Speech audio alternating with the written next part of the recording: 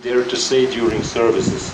So I'm trying to use neutral terminology.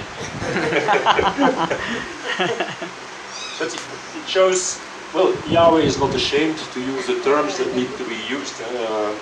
It's us, you know. Through our Catholic upbringing, we are ashamed of things that we shouldn't be ashamed of, actually. But that's another story. So this is a very relevant passage.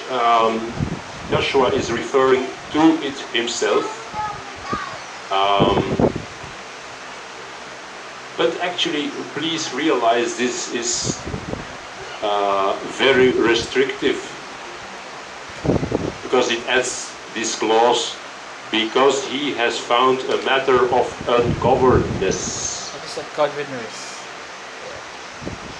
So this is can be applied only in limited cases. It's very conditional.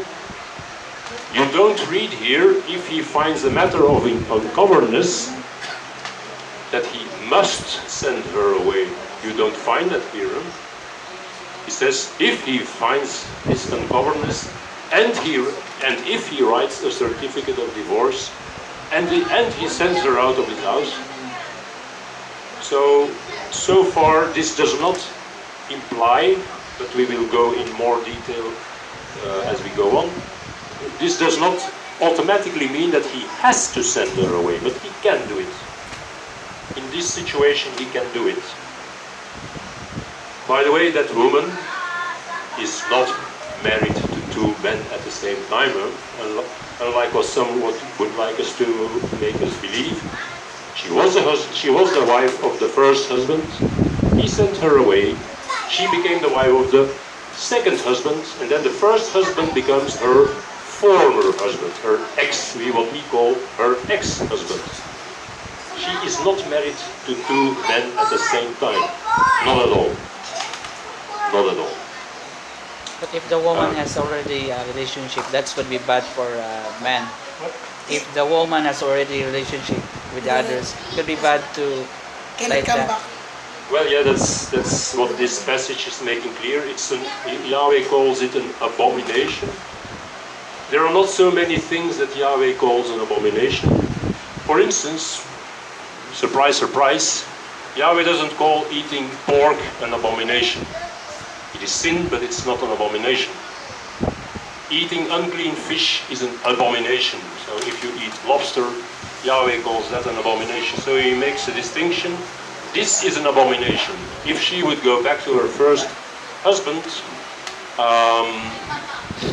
it would bring sin on the whole land. Can you imagine? So it's that bad in Yahweh's eyes. Once she has had relations with her new husband,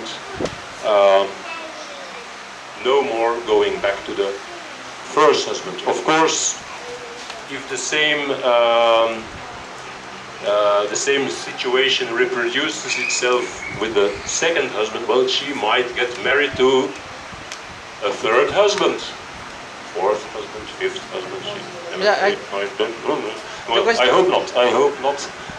The question marriage is not a joke. Marriage is not a joke. I see that when a man sees a wife, that I think that when a man sees that the woman has already committed bad, dirty, should be what? Ano ang gusto mo sabihin?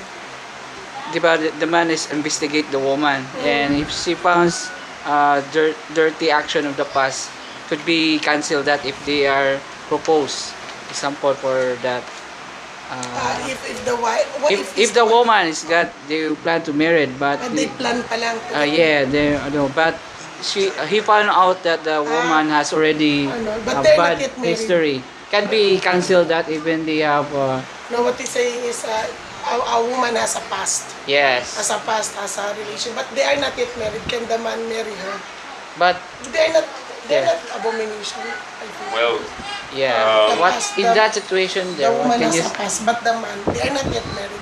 Yeah, but they see that the woman is already bad committed in the past and trickery. What can you say about that situation? If us are Jewish or believer. Let's say, to be clear, if she was not a virgin anymore at the moment of marriage,